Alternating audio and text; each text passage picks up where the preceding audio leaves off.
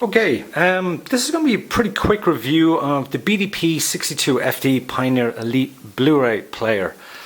The reason I don't normally do tech reviews of AV components, but I can't find anything much about this player online, and the support community for it is very, very small. So I decided to spend a little bit of time to give prospective buyers a bit of a run through of the features of this player. Like most of the Pioneer Elite series, the chassis, well, they're Blu-ray players, this is a very light unit. It has a nice brushed finish at the front, but it only weighs about 6.2 pounds. So, like, if you compare it to the likes of the Oppo BDP-103, which is about 10.2 pounds, it does feel very lightweight. Aside from that, the build, it's got brushed aluminium front. There's a single USB port to the front on it here, which you can see. Pretty sparse on buttons. There's an open and close, a play, and a power button at the end. To the rear of the player, we have simply our power supply. It's nice to see it's dual voltage, so it'll work back home in Ireland, where I'm from. And if we go to the back, on the far side, you will see we've got an additional USB port. Sorry, it's dark. There is an RS-232C communications port. We have a local area network port, digital out, and we've got two HDMI outs. So, obviously, I'd say some people are going, well, where's the analogues? There are no analog outs on this player, which for me is a bit of a deal killer, because, like, for my PM 8004, I like to have just left and right analog in. Just if I want to play a CD or a 2-channel Super Audio CD or something like that, it's nice not to have to turn on my main receiver. So that is a little bit of a bugbear for me. Anyway, but majority of people, the function of this player is as a 3D Blu-ray player. Now the list price on this is about $400. I got this open box a little bit cheaper. It's going back, but I'll tell you why in a few minutes. We'll have a quick look. The remote control is very, very similar to the earlier series. Actually, it's got the same serial number, just except it's got 1 at the end of it. Cosmetically, it really, really does look identical to the previous generation, the BDP-62fd and the 53fd. Like, it's the same chassis. It is also the same screen, the LCD screen. Okay, so let's get into the functionality. It took me a little bit of a while to get used to this player, because I'm going to close over the curtains here actually so we can see a little bit better. I've my projector screen turned on, so we should be able to have a look at the interface here. So the home button, which we hit on the player, brings us in, and this is the main interface for the actual for the Pioneer. So it's real simple. There's home media gallery, web contents, and initial setup. Initial setup is essentially all your display settings. You can set the audio output. So if you're doing Super Audio CD, you can set that it doesn't down mix. It just sends DSD straight to the actual receiver. For the HDMI, you can set your essentially your HDMI and HDMI 2. You can set that either they're, let's say, set up in a mirror. One carries audio, one carries video, or that. So it's all set there. And you can set your deep color controls, your HDMI-P, 24 Hz, 3D on or off, 3D notice. That's really annoying. Turn off 3D notice if you do buy this player, because every time you put in a 3D disc, it comes up to tell you that you can go mad if you if you look at 3D videos. So do be aware of that. Network. Now this is horrendous. This is why the player is going back, right? Because I like DLNA. I like pushing content to the player. Now when it works very, very well. But I was trying to use a wireless bridge, a Netgear wireless bridge. This player would not hold its IP setting, even when set to a static IP. It's something to do with the power down setup on it. So it made the player an absolute nightmare to work with, specifically down to also that the fact that I had to keep getting up, walking over to the player, turning it on and turning it off manually, and the iOS control would not work because the iOS control has to be set That's the, let's say, the remote program that you can use on your phone or your iPad. You have to set the IP address yourself. Now, if the player keeps changing its IP address, then the program cannot communicate to the player. So that was just, and also even when you have it down pat and it's working, it does have a tendency to drop out. So that really was a big problem for me. So that is, the setup aside from that is pretty much normal. Web content is quite sparse, but it does work well. We've got our Netflix, we've got YouTube, Picasa, and Pandora. The Netflix app is okay. I'm wired now to a 12 meg connection, so let's have a look and see how quick it loads. It's hit and miss how quickly it loads. The buffering on it is reasonable. The videos do tend to start quite pixelated, but then as you know, as the player buffers or whatever, it does do a very nice job, and the Netflix content is very clear. And this is taking ages. Okay, so as you can see on the front of the player, it's now saying web content. So this is the start of our. Okay, this is crazy. This is like something from the mid 2000s.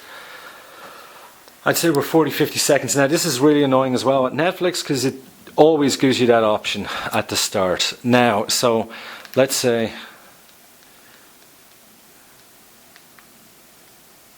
okay, well it's slowed up, I don't know, whatever. So we can see here on this particular American Horror Story, you can see it's in HD and it's got 5.1 sound, which is nice because the player does support that down to the amplifier. So if we have a quick look, we should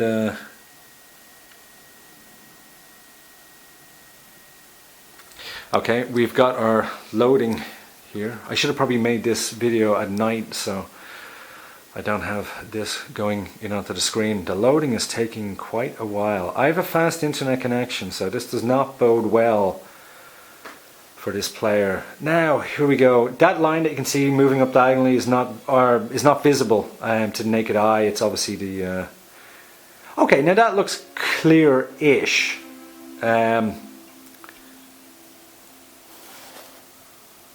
Okay, so that's not a bad looking Netflix stream. I will say the video processing on this unit is very nice. It's certainly superior to my Sony S590. So the web content and video, like essentially web video, does look better. Okay, so if we go over here, yeah, we've got our 5.1 coming down. I've got problems with, I don't understand why they have a display and they don't display what it's actually doing. Like it should say Netflix. It means that the display is essentially useless, and when it comes to even menu controls and stuff like that, you cannot use the display to do it. So for example, playing CDs or anything like that, you cannot navigate blind without a display. So that is, for me, is a major bugbear. Okay, so the Netflix app is nice. It loads very slowly, but the quality is very nice. It certainly loads a lot slower than the Sony does. So that is that. If we go back into, so Home Media Gallery is essentially the main UI that you will find yourself using. So we can see my network here. So if you go to DLNA search, does nothing. It's really annoying because like you hit it and it doesn't do anything. It can see my tablet in the house. It can see my media server, which is nice. So if we, let's say, go into video again, very Spartan UI. It feels like it was written by one person. It's not polished, but then again, for this sort of stuff, what we are interested in is, let's say, video and audio quality, as opposed to flashy stuff. So let's say 30 Days of Night. Now this is an MT2S file. It's about 4 gigabytes, so it's very big. Now what I do like about this player is that all this stuff that you see that it will play also does play via DLNA. So I can push this content to the player via my phone, just using the DLNA app. That's when the networking works. So we're going to hit play there on that file. Famous last words, Jesus, right. Okay, home media.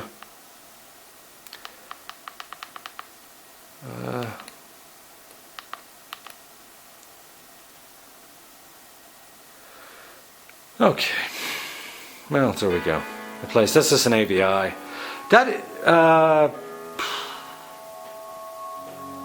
What I'm seeing through the camera is not what I'm seeing through the screen. Okay, so it does tend to also change stuff down to 1080p at 24 hertz, and that's a horrendous quality actual AVI, but you get the idea. The interface is quite basic, but it does tend to work.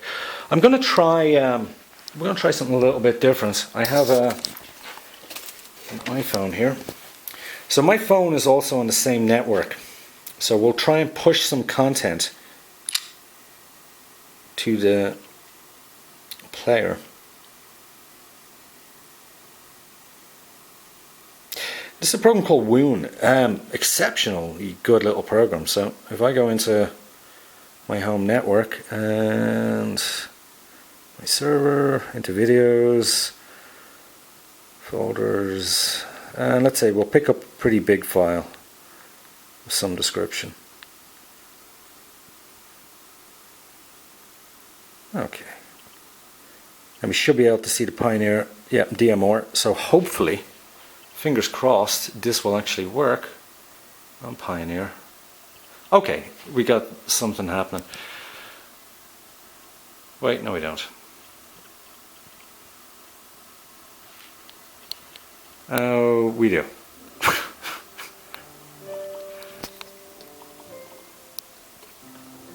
Okay, here we go. And now this is a 1080p video that's been streamed out, and the screensaver for some reason is staying on. Yeah. Okay, I think I've shown you enough media functions. Now, that said, stuff like Blu-rays and that do play particularly well on this, so I'm just hitting play on a Blu-ray, and for some reason our screen is stuck. Wow, it's actually never been quite as buggy as when I've tried to do a demonstration of how it works. It ain't an Oppo.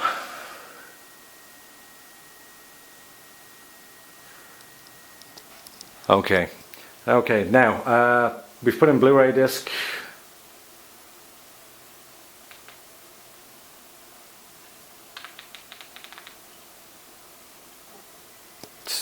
I can hear it trying to read. Okay.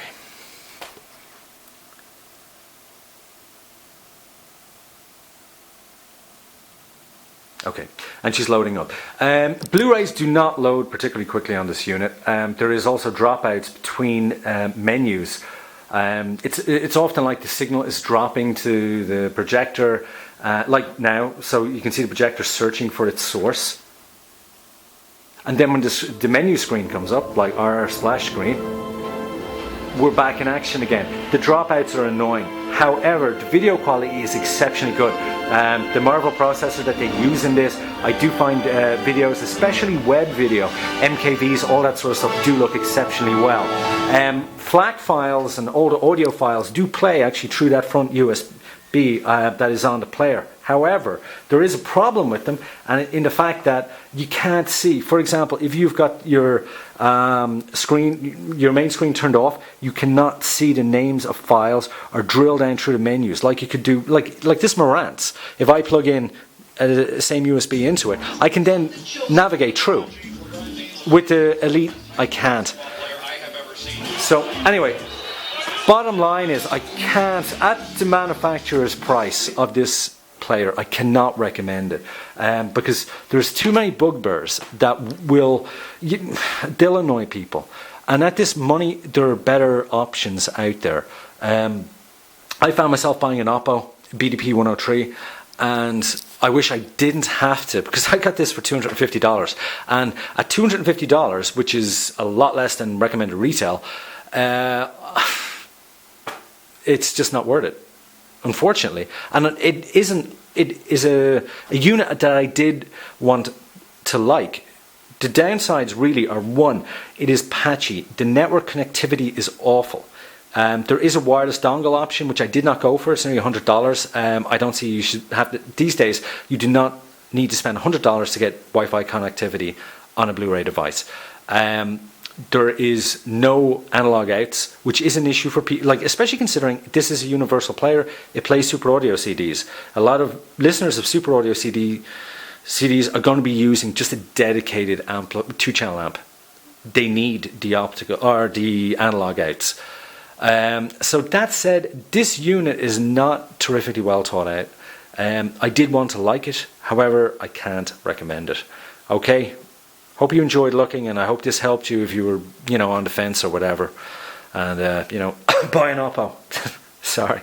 Okay, take care. Bye.